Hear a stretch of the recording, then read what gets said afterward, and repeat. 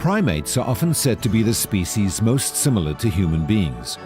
What is unknown, however, is that primates are also the most abused animals in the world. Coming from some horrific experiences in zoos, laboratories, and as people's pets, the residents here have a newfound freedom. Offering visitors a unique viewing experience, Monkeyland is the world's first free-roaming multi-species sanctuary, where primates are rehabilitated both physically and emotionally. This is an encounter with animals at its best. No cages, no electric fences, just our three adventurers, Kezia from Kenya, Gabi from Germany, and Kasila from Brazil, in a spacious natural surrounding with monkeys and other primates. From an abused past to a glorious future for these tree dwellers of planet Earth.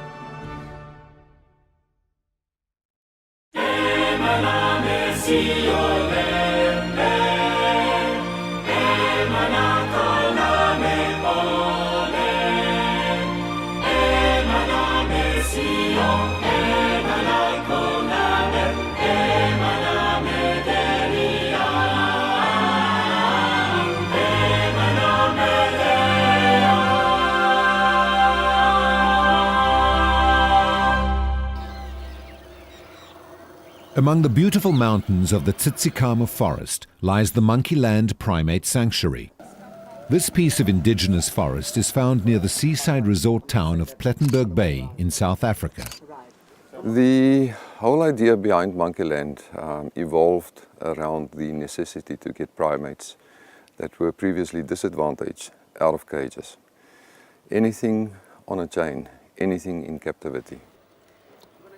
Monkeyland gets its primates from zoos, laboratories, and the general public, some being surrendered pets. When they arrive here, we set them through a program where we try to dehumanize them. We try to get the hamburgers and milkshakes out of them and get the monkey back into them to prepare them for their life in this forest here. There are more than 450 primates in the park. Monkeyland opened its doors to the public in April 1998.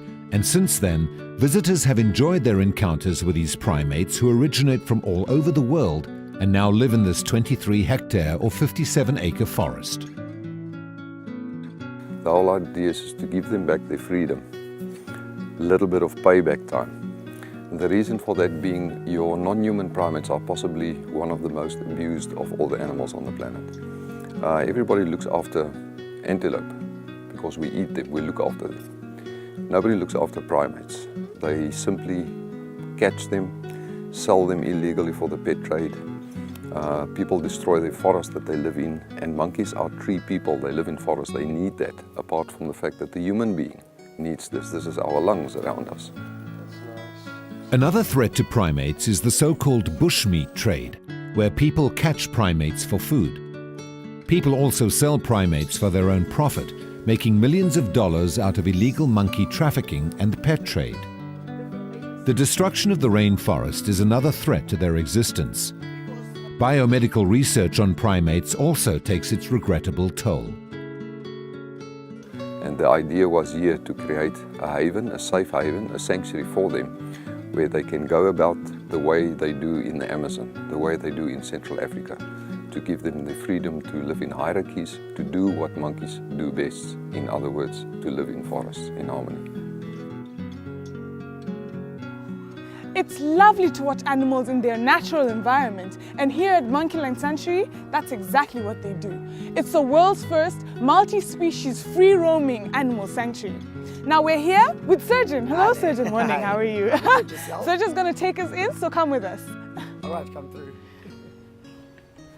Right, so welcome ladies. My name is Surgeon. I'm your guide here in Monkeyland.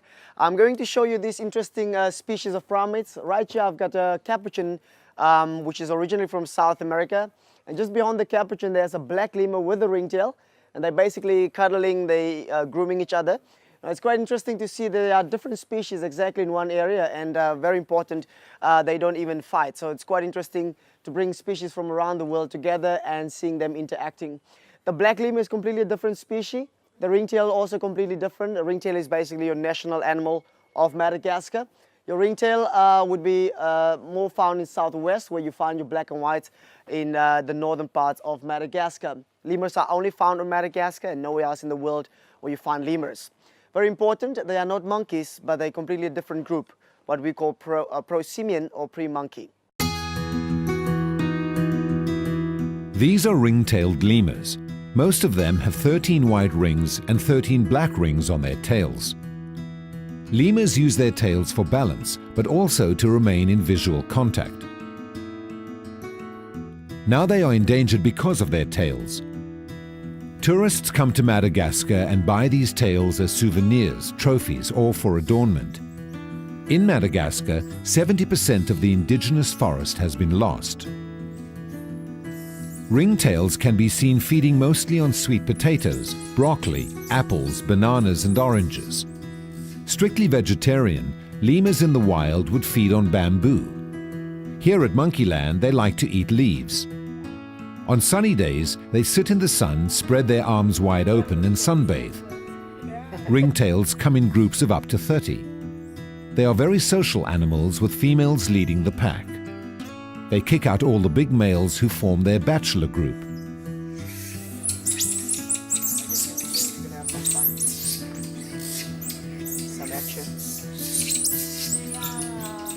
Perfect. All right, we're looking at a Malaysian primate. They found in Malaysia, Indonesia, but you also find them around Thailand. These are spectacled langurs. Spectacled langurs, the name derived from the eyes, and the long tail, which is over 70 centimeters long. All right, beautiful gray colors when they are adults, but when they are young ones are born, they have a complete different color. We're looking at an orange color, bright orange. It's normally poisonous in the wild, and at the age of 2 years, they start changing color, and this color now shows adult. Spectacled langurs weigh normally from 10 to 15 kilograms, and your spectacled langurs live up to 40 years. So that's quite a good average for your primates. Then they come in groups of 10 to 30, quite big groups for something that big. And what normally happens in the group is that you have dominant males, and then the few females that they have would be then the partners. Gabi. She would have screamed if she had the opportunity. If he flicks his tongue, you know it's not a good sign, so you're going to have to get out of there. By the flick of the tongue, they show a threat, and if you flick your tongue, it's a challenge. So rather prefer that you keep your tongue in the mouth. But still very friendly primates. I want to make sure that you see the gibbon free roaming, so I don't think we're going to rest.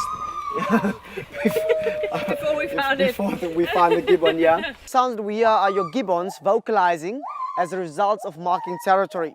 They do it certain times of the day, but also in mating season, it's slightly a different tone to it, and this is where they would entertain each other. Gibbons would normally be considered or called Asian singers of the forest, and this is exactly the sound that we hear.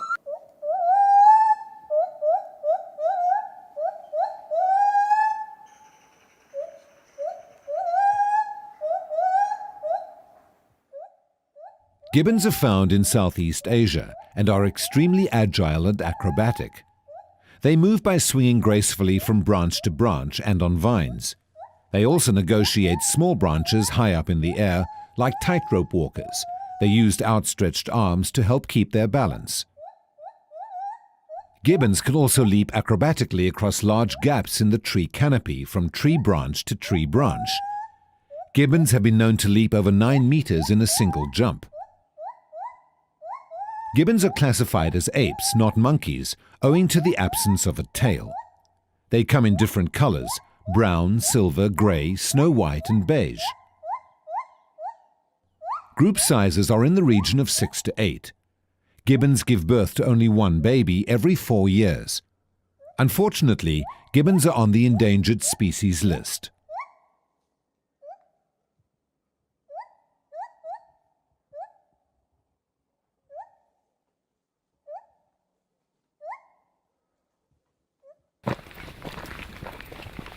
The primates at Monkeyland are not found on predetermined points displayed on the map. Visitors should search for them and be rewarded by finding them as they should be, free and in the wild.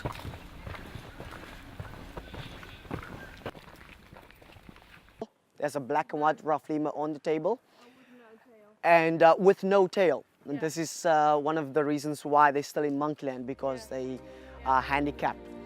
There are 12 feeding stations in Monkeyland. Residents are fed twice a day, in mornings and late afternoon. Monkeyland primates consume 400 kilograms of food per day. One of the features that distinguish lemurs from monkeys is their pointed snouts. Lemurs have a good sense of smell, where monkeys choose by sight. Lemurs are more nocturnal, and for that they have black and white vision, where monkeys see color. Female social dominance also sets lemurs apart from other primates and mammals. They have a different type of ear to monkeys. Monkeys have rounded ears, like humans, but lemurs have more cat-like ears that can turn to where the sound is coming from. There are approximately 100 species and subspecies of lemur, and most of them are either threatened or endangered. Unless trends change, extinctions are likely to continue. Monkeys and lemurs without tails or limbs quickly learn to compensate.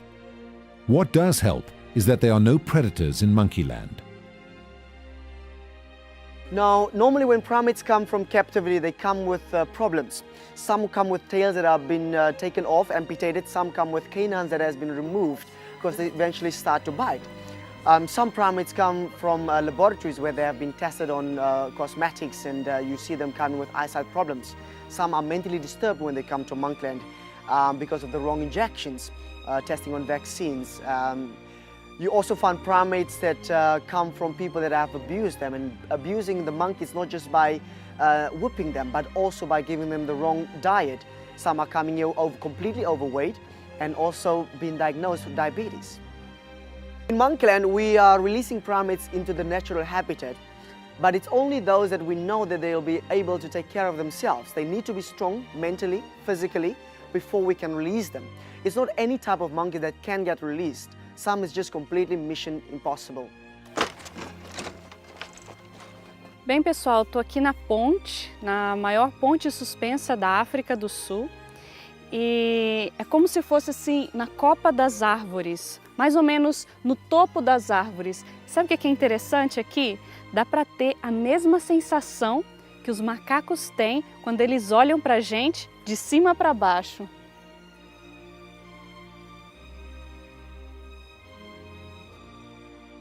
Monkeyland has a suspension bridge that is 128 meters long that hangs over the forest canopy at a height of 20 meters.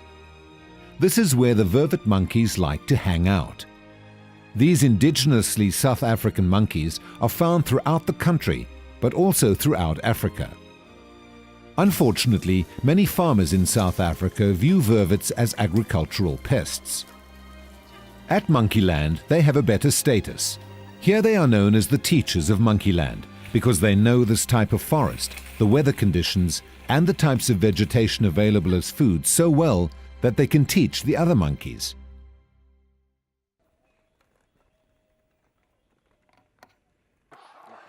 Squirrel monkeys are very social. The kids like to play a lot. I'm now viewing them playing, wrestling, interacting, basically socializing. These are young ones of maybe just 8 months old, 9 months old, but nothing more than 1 year. One of those young ones will definitely become a leader because he's outsmarting the others when they play wrestling games. So yes, this is how they also become leaders. Becoming leaders is not always about fighting, but sometimes just for fun, they say, well, I don't mind if you want to be our leader because you're quite cool to play with. Squirrel monkeys are found in the Amazon jungle and along the coasts of South America. Squirrel monkeys are known as the piranhas of the Amazon. They come in big groups, most often of 100 to 150, but group sizes of up to 500 have been observed. They may be the smallest monkey species in Monkeyland, but the largest in number, and they are definitely the cheekiest.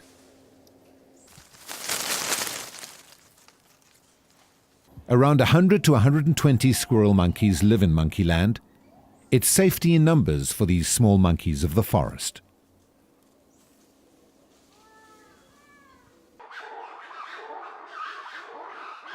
Those are your black and white rough lemurs busy marking territory. They don't want to be beaten by the gibbons, so they thought, okay, we're also going to mark our territory, seeing that everyone is marking territory. This is how we mark our territory.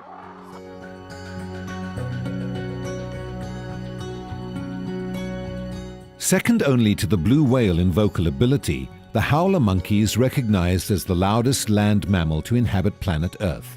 Male howlers have large throats and specialized shell-like vocal chambers that help to turn up the volume on their distinctive call, which can be heard from a distance of 6 kilometers. The howler monkeys are typically known by the way they make sound, but also recognized by the mane that you see. It's almost like a beard, almost like a lion would make a sound or would look like.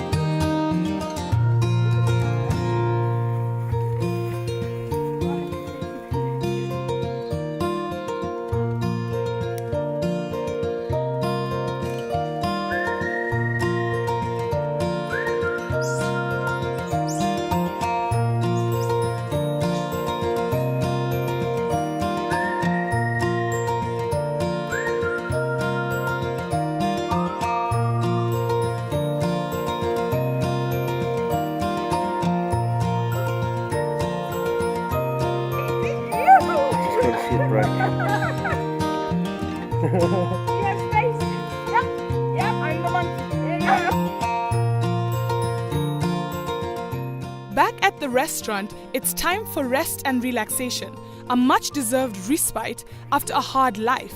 Time to lie in the sun, enjoy the fresh air, and not to worry about where the next meal is coming from.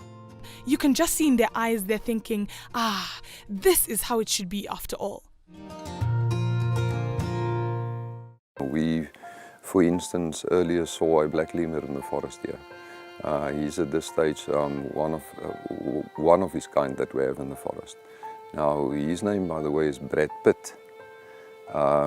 He came to Monkeyland a couple of years ago, 3, 4 years ago, 5 years ago even, with a problem in the sense that he was completely blind. His eyes were riddled with cataracts. Now, this is often what happened to primates in captivity, where they don't receive the necessary care that they should get. Once the animal arrived here, we became aware of this problem. And to solve the problem, the way we've done with so many other primates in the sanctuary, there's hundreds of stories we can tell you, was that we sent this specific black lemur to the Johannesburg Human Eye Hospital to perform laser surgery on the eyes, which was in the end a very big success story after the animal have been walking around with this problem of having poor or no sight for a great deal of his life. It was very rewarding when Brad Pitt came back to us after the operation. Being a prosimium, your so-called half monkeys, he had to rely until that time basically just on his smell to identify whatever he liked in life. The people he liked around him, the food he liked, his wife, his female that he lived with. And he never had the opportunity to see that. Now, coming back after the operation, as I mentioned, that was a very big success. It was extremely rewarding to see how this animal actually reacts. In the past, he would sniff around the feeding station for his favorite tidbits, his favorite foods, which all of us have. We have certain favorites. Coming back with the eyesight restored, it was amazing to see this animal sniffing, going around the normal behavior, and then sniff something that he really likes, and then just stand back and for the first time be able to see the color of a papaya, for instance. It was extremely rewarding. The female that he had to live with during that period of time, he had to always follow his snout, smell the lady to find her attractive. And when that familiar smell came with a female and he joined up with a female, before we released him into the park, you could see him sniffing the female and then stand back and look at this female, look at my wife, so to say, the first time that he could see it. What makes it very interesting that your black lemurs, the males are always black and the females are basically redheads. So it must have been an amazing sight for this animal to see this red female for the first time and to see that he is black in that sense, and still in his brain realize that you know, we are actually one of a species, and this is how I look and this is how my wife looked. The success of the surgery on the eyes also enabled us to, for the first time, let the animal out of captivity, out of cages, so he could go into a forest like this and enjoy the forest, see the colors, see the birds, things that only existed in his life of darkness before that. There's so many similar stories in Monkeyland where we had primates that were previously disadvantaged, and this is the whole driving force behind Monkeyland, is to give them back their freedom. It made my heart happy to see animals who were once abused and neglected now being treated so well. Tables of food laid out in front of them, trees to swing and play in, a place to relax in the sun and feel at home. Thousands of monkeys perish or suffer unnecessarily every year because of human indiscretion. Wild animals such as monkeys do not make good pets. Please spread this message. On top of that, make a decision not to perpetuate animal abuse and refuse to buy products that have been tested on animals.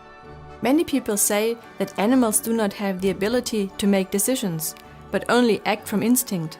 And yet, here I saw with my own eyes a lemur that was searching out his favorite food. He kept looking until he found the piece of fruit that he wanted, perhaps that which was best for him. I believe that God created these animals with intelligence, with the ability to choose, to make wise decisions, and even strategize.